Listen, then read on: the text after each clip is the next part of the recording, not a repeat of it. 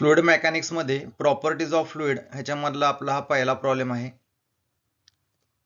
Calculate specific weight, म्हणजे हा जो स्मॉल डब्ल्यू आहे तो स्पेसिफिक वेटला दुसरं नाव आहे वेट डेन्सिटी असंही नाव आहे. डेन्सिटी म्हणजे रो, स्पेसिफिक ग्रॅव्हिटी म्हणजे capital S of 1 litre of liquid.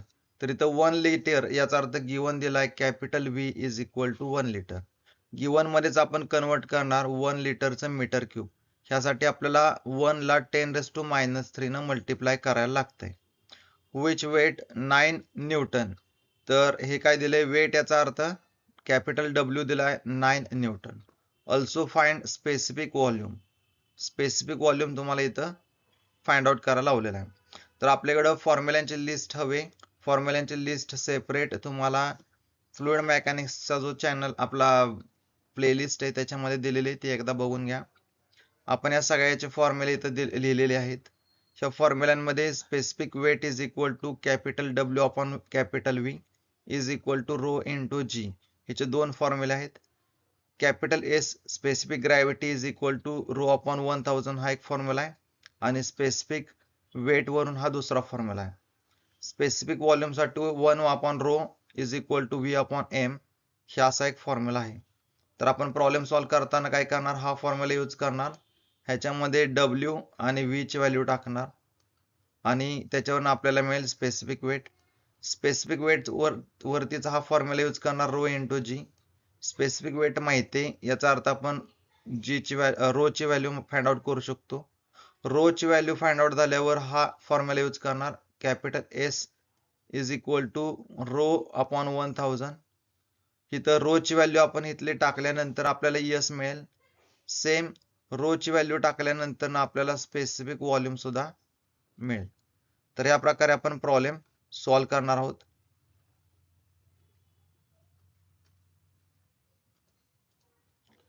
Specific weight is equal to capital W upon capital V म्हणजे वेट अपॉन व्हॉल्यूम. तर डब्ल्यू ची व्हॅल्यू दिलेली आहे 9, व्ही ची व्हॅल्यू आहे 1 इंटू 10⁻³ म्हणजेच 10⁻³. 10⁻³ 9 ला डिवाइड आहेत, ते वरती घेतल्यावर होतील 10⁻³ मग 9 इंटू 10⁻³ म्हणजे 9000. आता आपल्याकडे स्पेसिफिक वेटची व्हॅल्यू आहे. आता याचा फॉर्म्युला आपण यूज केला specific weight is equal to rho into g. इथं रो आपल्याला फाइंड आउट करायचा आहे. जी ह्या साईडला घेतल्यावर काय होईल, इक्वल टू साईडच्या इकडे घेतल्यावर काय होईल डिवाइड, म्हणजे डब्ल्यू स्पेसिफिक वेट अपॉन जी. तो हा फॉर्म्युला इथं दिलेला आहे.